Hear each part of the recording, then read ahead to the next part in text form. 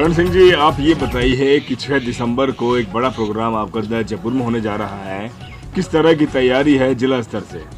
Bahujan Samaj party के राष्ट्रीय नेता परम सम्मानीय आनंद साहब, परम सम्मानीय आकाश आनंद साहब, परम सम्मानीय रामजी गौतम साहब 6 दिसंबर को परम पूज्य बाबा साहब भीमराव अम्बेडकर जी की पुण्यतिथि महापरिनिर्वाण दिवस पर राजस्थान की धरती पर पधार रहे हैं और यह कार्यक्रम एक बेहतरीन कार्यक्रम है और युवाओं में एक नई क्रांति लाने वाला भी कार्यक्रम है। और इस दिन परम पूज्य बाबा साहब का महापरिनिर्वाण दिवस है, तो बाबा साहब अम्बेडकर ने जो रास्ता इस देश के दबे कुचले लोगों को दिखाया है, बहुजन समाज पार्टी उसे पूरा करना चाहती है।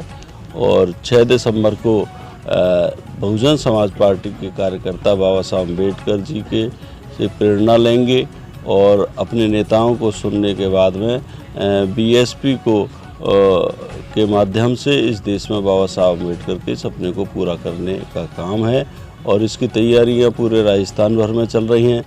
इधर आज ये जो मीटिंग रखी गई है वो 6 दिसंबर के कार्यक्रम को लेकर के रखी गई है। क्या इसके बाद आप विधानसभा की तैयारी में लग जाएंगे?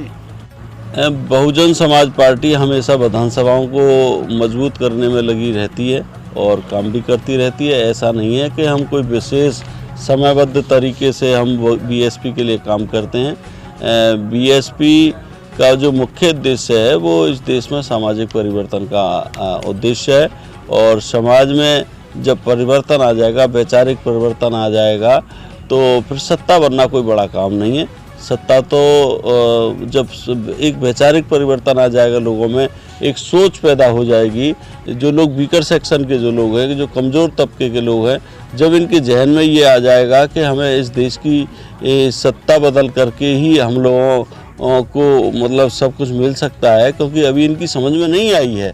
तो जब तक इनकी जो विचारधारा है, विचारधारा मैच्योर नहीं होगी, जब तक इन लोगों का जो एक क्रांति नहीं आएगी विचारों में, परिवर्तन की क्रांति नहीं आएगी विचारों में, तब तक हम लोगों को इस संघर्ष को जारी रखना। बहुजन पैरालाइज पार्टी, कहीं आपको नहीं लग रहा है कि जो पहले कैडर से चलती थी उस कैडर्स में कमी आ गई?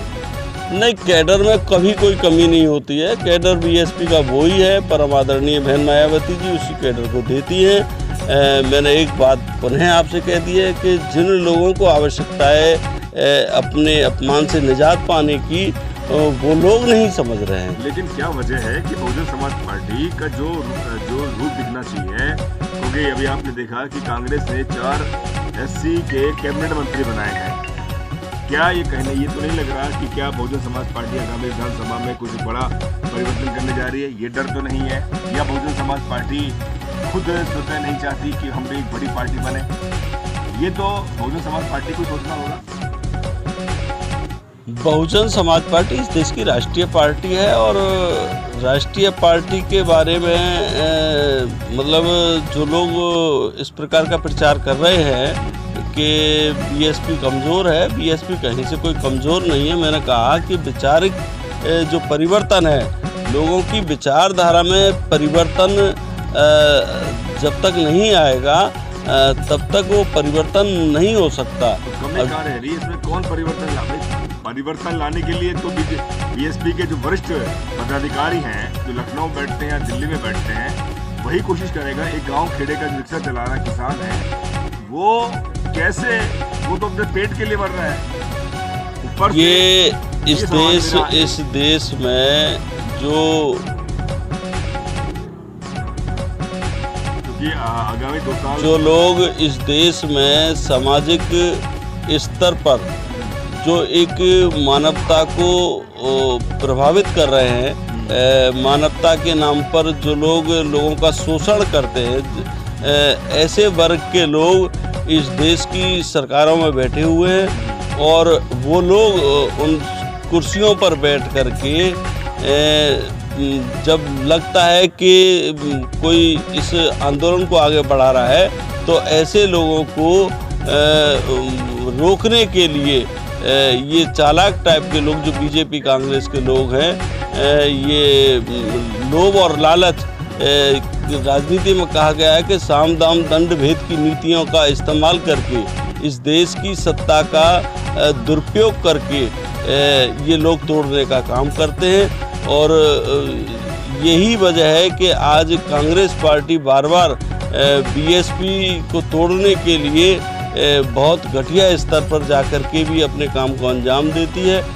इस राजस्थान प्रदेश की मैं बात कहूं तो राजस्थान में जैसे 6 विधायक बहुजन समाज के जीते हैं, बहुजन समाज पार्टी के जीते हैं, तो इंडिपेंडेंट भी जीते थे।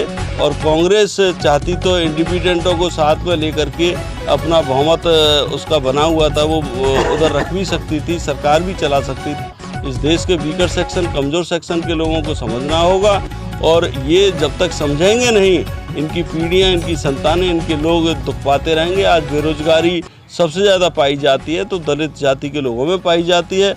आज ये लोग रोज़गार के लिए बहुत परेशान हैं, और जो कमज़ोर गरीब तबके के लोग हैं, चाहे वो इस देश में जो निजीकरण हो रहा है, निजीकरण से बीजेपी कांग्रेस संपन्न लोगों को फ़ायदा पहुंचा रही हैं, और सर्व जाति में जो विभिन्न, चाहे वो ब्राह्मण जाति के लोग हों, चाहे कन्या जाति के लोग, गरीब लोग, आज जो ब्राह्मण गरीब है तो वो भी आज परेशान है रोज़गार के नाम पर, क्योंकि इस देश में डेमोक्रेसी लागू कर दिया इन लोगों ने। तो आज तो इन्होंने रूप ही बदल दिया सामाजिक स्ट्रक्चर का, और वो स्ट्रक्चर को ख़राब करने में लगे हुए हैं। तो आज तो जो दलित संपन्न है, आज तो ये उसको साथ में लेकर के इस देश के सामाजिक सौहार्द को बिगाड़ने में बीजेपी कांग्रेस के लोग लगे हुए हैं। इसीलिए बीएसपी का जो आंदोलन है थोड़ा सा, क्योंकि कमज़ोर लोगों का आंदोलन है, और कमज़ोर लोगों का जब आंदोलन होता है, अब साइकिल एक कमज़ोर वाहन है और एक मोटरसाइकिल उससे भारी वाहन है, तो अब वो तो पेट्रोल से चलता है, वो साइकिल व्यक्ति की ताकत से चलती है। इसीलिए वक्त ज़रूर लगेगा, लेकिन जो हाथी है धीमी चाल ज़रूर है, लेकिन हाथी एक दिन अपनी मंजिल पर पहुंच जाएगा, और इससे जल्दी ही शीघ्र पहुंचेगा। धन्यवाद। दयाराम जी, आपको जिले की नई नियुक्ति मिली है, नई जिम्मेदारी मिली है, तो किन चुनौतियों का सामना आपको करना पड़ेगा? क्योंकि जिला की अब जिम्मेदारी है, जिला अध्यक्ष बने हैं, पूरा बहुत बड़ा जिला है। जिले की जो नई नियुक्ति की है, जो मुझे कारोबार यहाँ जुम्मेवारी के, मेरे पे जो जुम्मेवारी का पद जो मुझे दिया है, मैं इसके सभी साथियों के साथ, जिले की टीम के साथ, एक दूसरे को साथ बैठा करके, जो अब तक जिले में छोटी मोटी कार्यकारिणी में छोटी मोटी ऊंच नीच की बातें होती थी, या संगठन जैसे कमज़ोर दिखाई दे रहा था, उनको साथ बैठकर, उनको साथ लेकर के और जिले में काम करने का काम करेंगे। संगठन में कई तरह की कमियां आई हैं, उनको दूर करने के लिए क्या है आपके पास? जो सवाल उठे हैं संगठन में, आप ही के अंदर से संगठन में जो सवाल उठे हैं, इन संगठन की वजह से ही ये कार्यकारिणी चेंज करी है। जो पहले कमी रही है, उन्हीं कमियों को एक दूसरे को सबको साथ लेंगे, उनको बैठा के पूर्व में जैसे कोई टिकटों में या काम करने के प्रति एक दूसरे के प्रति आलोचना थी, उसको बैठ के और सबको साथ लेके चलेंगे, उनको दूरी करेंगे। अक्सर ये देखा जाता है कि जो कार्यकर्ता है ज़मीनी स्तर का, वो लंबे समय तक काम करता है, लेकिन जब चुनाव आते हैं तो उसकी अनदेखी देखने को मिलती है। ऐसे भी स्वर देखने को मिले हैं, उसको क्या आप दूर करेंगे? तो जिला अध्यक्ष अब आप बन गए हैं। देखो, कई बार कोई ऐसी स्थिति आ जाती है कि जब छोटे चुनाव है और ग्रामीण के चुनाव है, जब ग्रामीण में जब चुनाव आते हैं तो छोटे कई बार गांव के लोग बाग इकट्ठे होकर, अगर एक साथ ही हमारा कार्यकर्ता है, हमारे साथ से वो लगा हुआ है, जुड़ा हुआ है, लेकिन किसी गांव से अगर वो पूरा गांव उठा करके उनके साथ या कोई इस तरह की बातें जब आ जाती हैं, तो हमने उन कार्यकर्ताओं को मनाने की कोशिश करी, लेकिन फिर भी उनके मन में मलाल है। ऐसी चीज़ों को हम लेके आगे उनको ध्यान रखेंगे। 6 दिसंबर को जयपुर में बड़ा प्रोग्राम होने जा रहा है, तो क्या आप आह्वान करेंगे युवा कार्यकर्ताओं से और तमाम कार्यकर्ताओं से कि वो बढ़ चढ़कर 6 दिसंबर को जयपुर पहुँचे? देखो 6 दिसंबर के लिए ही यहाँ हमारी मीटिंग है आज, और 6 दिसंबर को हम यहाँ से अलवर ज़िले से राजस्थान की जनता पूरी तरह से, पूरी प्रदेश की टीम लगी हुई है हमारी, और हम उसको लेकर के यहाँ ज़िले में भी आह्वान करेंगे। अभी मीटिंग भी इसीलिए कि 6 दिसंबर को ज़्यादा से ज़्यादा यहाँ से जनता पहुँचे। हंसराज जी, आपको जिले का उपाध्यक्ष बनाया गया है। अभी हाल में टीकाराम जूली जी को राज्य मंत्री से कैबिनेट मंत्री बना दिया गया। 4 दलितों को कैबिनेट मंत्री बनाया गया है। क्या वजह मानते हैं? क्या बहुजन समाज पार्टी डर है कांग्रेस का?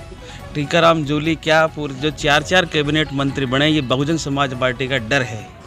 और अलवर जिले खास तौर से इनके ही विधायक रो रो कर कह रहे हैं कि टीकाराम जूली चोर है, और एक विधायक कह रहा है कि तो भंवर जितेंद्र सिंह का चमचा है। तो जब चोर है, इन्हीं के विधायक, इन्हीं के समर्थन से सरकार बढ़ते और उन्हीं के विधायक इनको चोर कह रहे हैं, तो ये इसको ज़िले में कोई स्वीकार नहीं कर रहा है। दूसरे नंबर पे बात यह है कि अलवर ज़िले के अंदर जब कोरोना का जब लॉकडाउन लगा था, तो सबसे ज़्यादा मजदूर, सबसे ज़्यादा अलवर ज़िले के अंदर फैक्ट्रियाँ हैं, और मजदूर संघ का ये मजदूरों का श्रम मंत्री था। तो श्रम मंत्री को ये दायित्व बनता था कि मजदूरों को सही समय पे पलायन कराना चाहिए था। सबसे ज़्यादा मजदूर पैदल गए थे, जो अलवर ज़िले से गए थे, बड़े परेशान थे। और आज उनको जो मंत्रालय मिला है, वो जब मजदूरों को मजदूरी में मजदूर को सही समय पे नहीं पहुंचा पाए, मजदूरों की नहीं सोच पाए, वो न्याय क्या दिलाएगा? ये सरकार अलवर ज़िले के अंदर भंवर जितेंद्र सरकार है, कोई गहलोत सरकार नहीं है। भंवर राजा साहब के दरबार से जो हुक्म आता है वो अलवर ज़िले में पालना होती है। कोई न मंत्री है, ना कोई विधायक है, कोई यहाँ नहीं है, ना जिला कलेक्टर है। यहाँ से जो चलती है वो दरबार से चलती है। भंवर जितेंद्र सिंह का हुक्म वो सभी कांग्रेसियों को मानना पड़ता है। तो यहाँ कोई सरकार नहीं है, इसीलिए सब ज़्यादा अपराध अलवर ज़िले के अंदर हो रहे हैं। बलात्कार, लूट, डकैत, हत्याएं सब ज़्यादा दलितों पर, मुस्लिम पर, गरीब जनता के पास जो हत्याएं हो रही हैं, ये हरकतें जो हो रही हैं गरीब, ये कांग्रेस सरकार के अंदर, ये सब ज़्यादा हमारी सरकार, कांग्रेस जो सरकार है राजस्थान की, इसमें सब ज़्यादा अत्याचार अलवर के अंदर हो रहे हैं। तो मैं इससे पुनः निवेदन करता हूँ कि ऐसे मंत्री को बर्खास्त कर देना चाहिए अलवर ज़िले से, क्योंकि उसके विधायक भी कह रहे हैं। और ये बसपा का बहुत बड़ा डर है, जो अलवर ज़िले से 2-2, एक गुजर समुदाय से, एक एससी समुदाय से 2-2 कैबिनेट मिनिस्टर दिए हैं। ये बसपा का डर है, क्योंकि यहाँ बीएसपी के 2 विधायक हम जिता के भेजा था, और एक विधायक हमारा बहुत नज़दीक वोटों से हारा था, मुंडावर से ललित यादव। बन्नाराम मीणा ने भी अच्छे वोट लिए थे। रामगढ़ से कुंवर जगत सिंह जी ने भी बहुत अच्छी फाइटिंग की थी। और अब हम आने वाले समय में बहुत अच्छा परिणाम देंगे। बसपा वहीं की वहीं है, बसपा का वोट बैंक इधर उधर नहीं होता है। पंचायती राजों में तो छोटी मोटी घटनाएं होती रहती हैं। अगली बार हम 6 से 7 सीटें जीतेंगे, जिसमें तिजारा, किशनगढ़वास, मुंडावर, थानागाजी अच्छी पर तैयारी है, सॉरी राजगढ़ और रामगढ़, हम ये बहुसंख्यक वोटर हैं दलितों के। ग्रामीण अलवर ग्रामीण में सर क्या है कि अभी हमारे पास कोई बहुत मजबूत प्रत्याशी अभी नहीं आया। अभी हरीश शेखर जी आए हैं। हरीश शेखर जी जो पूर्व मंत्री जी के लड़के हैं, उनका अभी से काम चल रहा है, और तैयारी में हम सब लोग जुड़ेंगे तो हरीश शेखर जी हमारे प्रत्याशी होंगे वहाँ से। आगे बहन जी का आशीर्वाद है, बहन जी क्या निर्णय लेती है, जब आदेश होगा तो मैं इतना ही कहकर जय भीम जय भारत। एक आखिरी सवाल, कैसे युवाओं को आप जोड़ेंगे, क्योंकि ये काफ़ी समस्या भी देखने को मिल रही है बहुजन समाज पार्टी की तरफ, युवा किस वजह से आकर्षित हो? बहुजन समाज पार्टी के अंदर हमारे युवा दिलों की धड़कन माननीय आकाश आनंद जी जब राजस्थान में जब कदम रखेंगे, तो युवाओं को जुड़ने में कोई ऐतराज़ नहीं होगा। उनके साथ हमारे युवा दिलों के धड़कन माननीय सांसद साहब रामजी गौतम जी जब वो पधार रहे हैं, बिड़ला ऑडिटोरियम में उनका कार्यक्रम, भव्य कार्यक्रम रखा जाएगा, और उस दिन से ही राजस्थान में एक बहुत बड़ा जोश होगा और एक नई क्रांति आएगी बीएसपी के अंदर। तो मैं फिर पुनः और पूरे प्रदेश से, हर विधानसभा से, हर जिले से बहुत लोग पहुंचेंगे।